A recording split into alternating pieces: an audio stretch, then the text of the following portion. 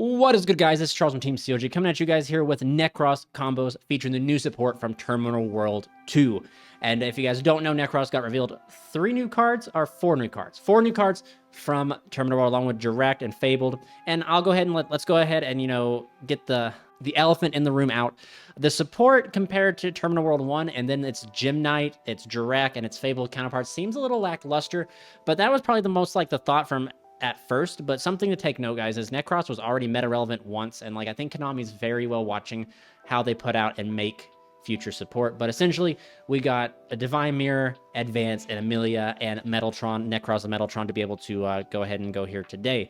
Please remember, if you guys do enjoy this type of content, man, go ahead and ding that notification bell and hit that subscribe button. If you guys really want to help the channel, think about becoming a member, hit that join button, join the channel, get knighted, and all that fine stuff. But there's a plethora of one-card combos that you can do in the deck, and they all, depending on how you want to build your deck. I know one Advance can get you to F-Zero and Toad, but that's to me, that's not really NEKROZ. You're playing a rank 4 worse Shark version. However, it wouldn't be, your extra deck is so free because it's it just allows you to play the way that you want, so you can do whatever you want. You just have to play 1 Gigabyte. Gigabyte wouldn't be terrible because spellcast, etc. But for the most part, let's go ahead and jump into these 1-card combos. All right, guys, so the first 1-card combos will be 1 Brio. This could also be interchanged here with just hard opening the Advance. Something I do want to say is do take note that a lot of these, there's so many different lines that you can do. There's different avenues and plays that you can do. This is definitely the hardest deck I've tried to pick up and play myself. I really enjoy this deck, and this is I wouldn't say my deck list is 100% solid, but one of the cool things is this deck can play under Shifter or play Shifters. So using this card's really insane. And that's what's going to let us abuse Shifter further later on when I'll do a whole video surrounding Shifter and NEKROZ and stuff like that. But anyway, we'll just go ahead and the first 1-card combo will be Brio. And some combo sequencing, I know this is going to be a ramble, but for some combo sequencing, this does matter, which one you open and which one you use. So this, Advance can do some combos that opening Brionac can't, and opening Brionac can do some combos that if you just saw Brio, you know what I'm saying? Because later on you have to search the Brionac to use it, etc. Just different time and placements. But anyway, 1 Brio pretty much gives you a Nadir Bear, which is with follow-up. So we're taking 1 card and we're coming out with +2 to everything. So that's what makes this entire this entire deck pretty crazy for a ritual deck, is that we're going to put 1 card in, we're going to get a monster negate out of it, then we have 4 other cards in our hand to be able to put up other things. But anyway, you're going to activate Brionac, pitching it to the graveyard to search your Advance. You're going to go ahead and normal summon the Advance, use Advance's effect to summon out the Amelia. You're going to use Amelia's effect here to go ahead and grab yourself a Reed Bear, my favorite NEKROZ monster besides Trish. Now, if you happen to open Advance, you use this to grab yourself Brio, pitch Brio, add a Reed Bear, and then combo the same way. But we're going to go ahead and use the Reed Bear's effect, tributing it and the Amelia off to go ahead and send a Divine Mirror to the graveyard.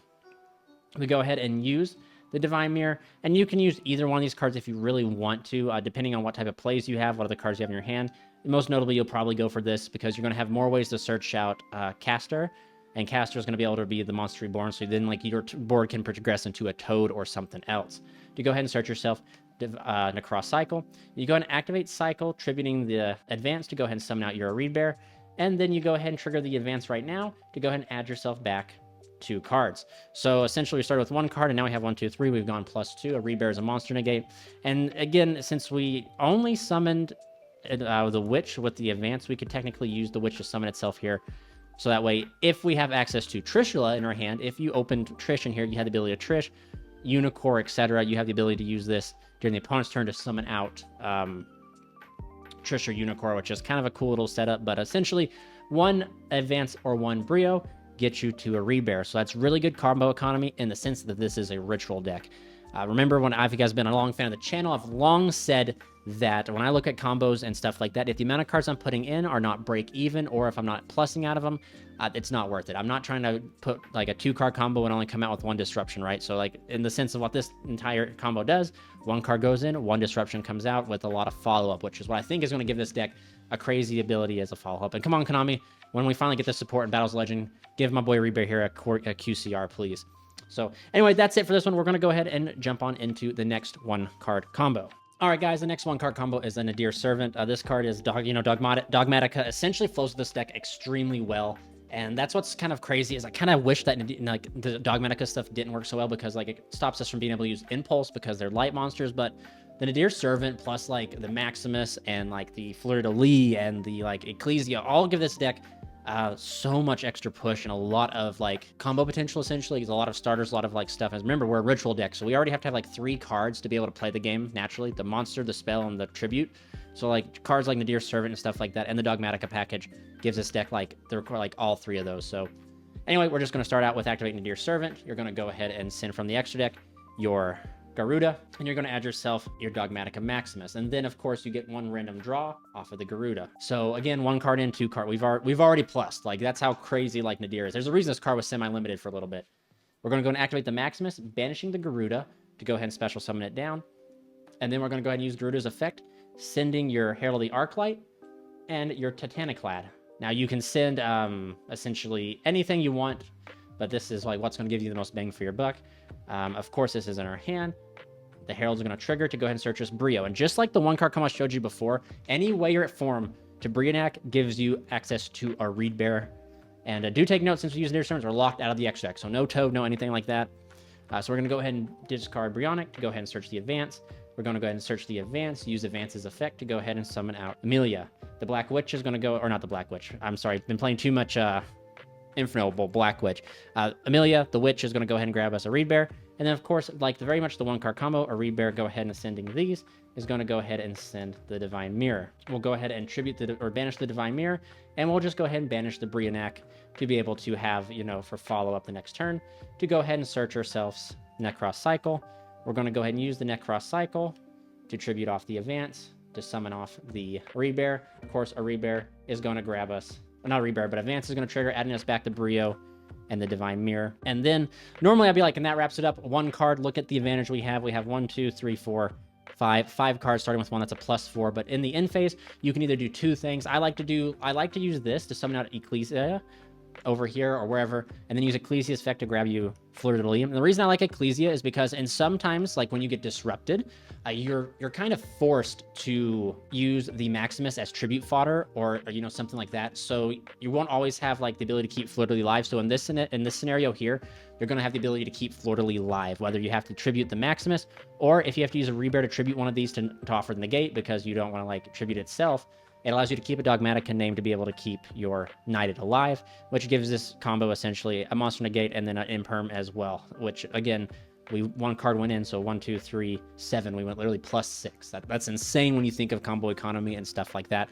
Like I said, you have also at this point, before here, of course, you know, before these guys come out here, at this point you have an additional 4 other cards in your hand, which could be what you need to make a Unicorn, which then progresses this board to be even nastier. And you don't have to summon out Ecclesia. I know some people probably might opt not to play the Ecclesia, and if you don't, just simply in this case here, you just add the Fleur de Lis to hand, and you don't have to. But like I said, I like playing the Ecclesia because it gives an additional name to be able to search if you happen to open the Maximus, etc. Also, sometimes being able to like going second, going into like a board full of, you know, monsters, normal summoning the Ecclesia, grabbing the Fleur de Lis, and then doing your Necroz stuff allows you to have the ability to use the Fleur de Lis to check something on field, especially like if they have some form of negation or something like that.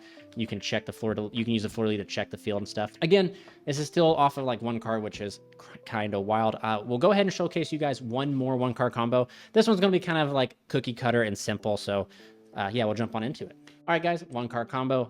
We'll just use advance this time, but this could also just be the Brionac here. Either one of these can get you to Toad, and I'll just showcase you that. Now, again, if you guys want to play King of the Feral Imps and a Gigabyte, 1 Brionac or 1 advance gets you to F0 and Toad, which is decent. You know, like it's still a disruption nonetheless, but it's still like, again, at that point, I don't feel like you're playing Necroz. But again, they've been a few in my testing. There's been a few times where my hand's been kind of like multiple names and like kind of unplayable. So having the ability to like do that is kind of wild. But also knowing that this card, by just playing the Gigabyte, will be able to get you to your an F0 and a Toad, along with a Reed Bear with a setup Trish play. Like on top of it all is already kind of crazy enough as it is.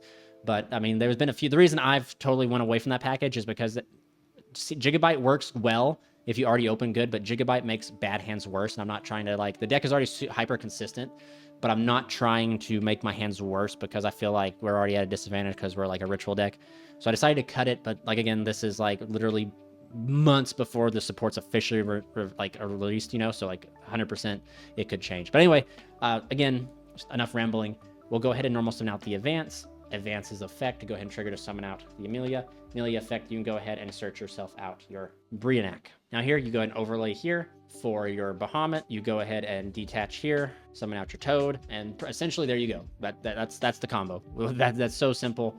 It's kind of crazy. Now, of course, you can do like a few other like little like other plays. You can like do Brionac to search out the caster, and then caster can revive out the Amelia. You add caster in a hand, which caster had not seen any use, I don't believe. So it's kind of nice that you can play this card, but you pitch the caster, summon out the Amelia, and then you can immediately like turn these right here into an SP Little Knight if you want to, which isn't like super terrible. You're not locked into waters or anything like that, so it's definitely doable in the sense of like if that's what you want to do. So then your inboard is literally SP plus Toad, and you don't have to play like the brick of like Gigabyte or anything like that. So anyway, guys, that is it. I think I'll quickly showcase you guys a 2-card combo, but we'll do like a separate video showing 2-card combos, and then I want to do, like I said, a video showing Shifter. I don't know if I mentioned that earlier or if that's just like a thought that I thought I said, like deja vu, but this deck can play under Shifter extremely well, and I want to showcase like the lines and the plays underneath Shifter. And I don't know if it's too early to tell, but I don't know if that means like Shifter will be like a main deck staple in the deck, or if it'll like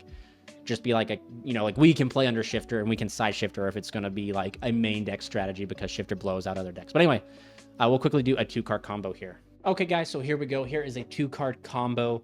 So this has probably many iterations. So this is just one of the 2-card combos I can show you. There's definitely different avenues. Like essentially from the first few combos I showed you, normal summon this, Advance gets you to Toad. Brionac by itself can get you to a Reed Bear, so like you can just kind of do the math. But I'm going to showcase you guys. This is going to end you on a really cool board of a Reed Bear plus either Unicorn or a Reed Bear or Toad.